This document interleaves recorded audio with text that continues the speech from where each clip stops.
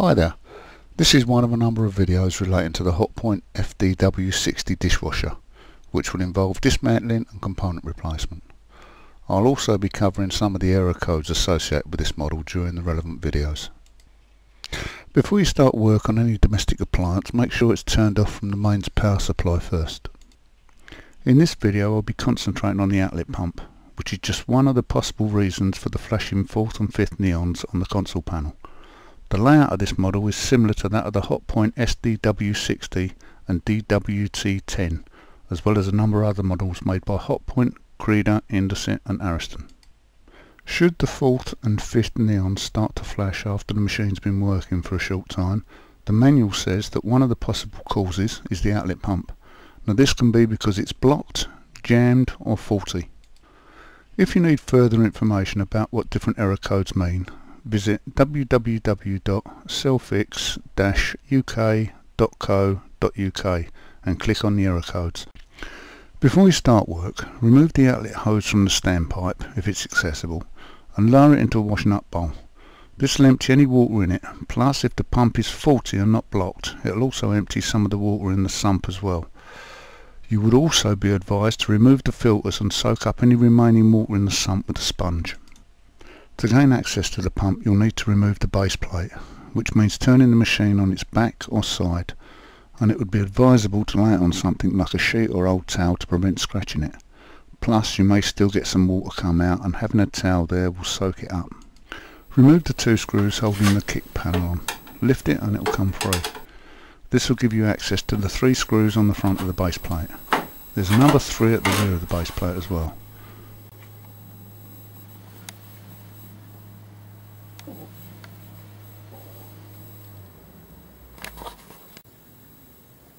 When they've all been taken out it can be removed, but be careful because it's still attached by 2 wires connecting to the float switch. This switch also has its own error code indicator, which is just the 4th neon flashing, but that's another video.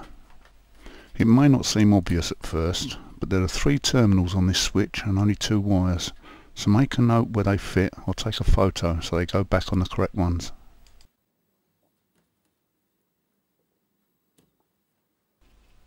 You can do a continuity test on the pump while it's still in place. This will tell you if the pump's burnt out or electrically faulty. But if the pump's blocked or jammed, this test isn't much use and you'd have to remove it anyway. As you can see, I'm getting a reading on the meter, so this pump's okay.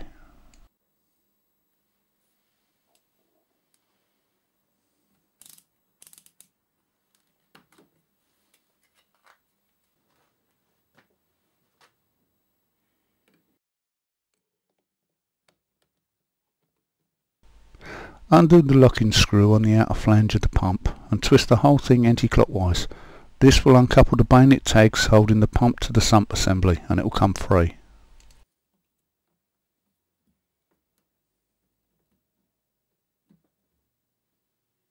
Watch out for this rubber seal or it may fall out without you seeing it. Hold the pump over a bowl or bucket and remove the clamp on the outlet hose. This way, if there's any water left in the hose, it will go into the container rather than all over you or the floor. The pump is fitted with a non-return flap, and water in the hose will stay there rather than run back into the pump housing. So although there won't be any water when you remove the pump, there is still a possibility of water being in the hose.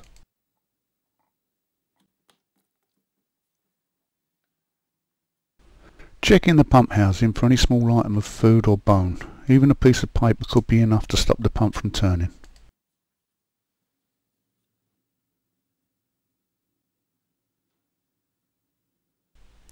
The housing comes off quite easily, but you'll need a Torx bit to undo the 3 screws, and be sure you mark where the 2 parts fit together for reassembling.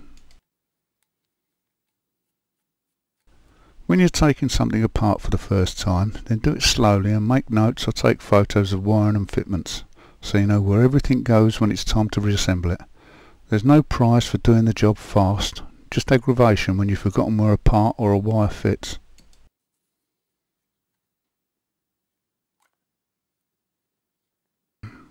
As you can see, the impeller is turning in a jerky fashion, but that's how it's supposed to turn because it's made up of carbon magnets.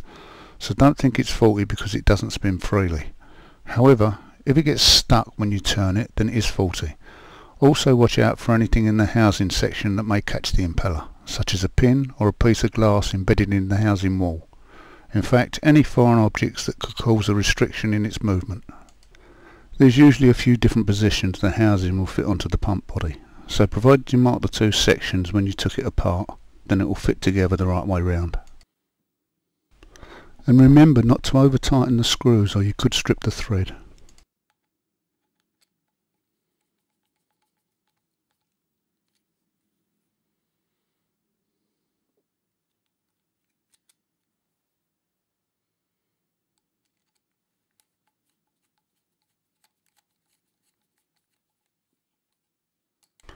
These three tabs hook into the sump housing and lock the pump in place.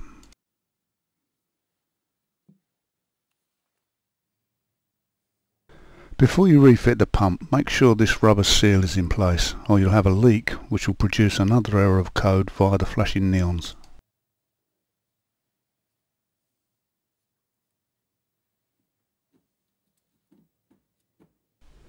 Fit the three tabs on the pump housing into their respective holes in the sump and turn it clockwise to lock the two together.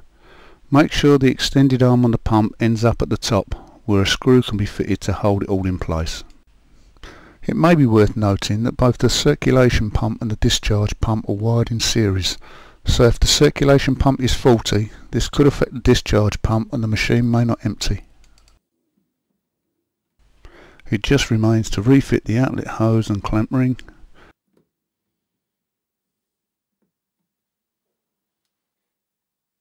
then replace the wiring plugs on both the pump and float switch before refitting the base panel and kick strip. This has been a free information video about a Hotpoint FDW60 dishwasher outlet pump on behalf of Selfix UK. Why not visit our website at www.selfix-uk.co.uk for more helpful tips and spare parts.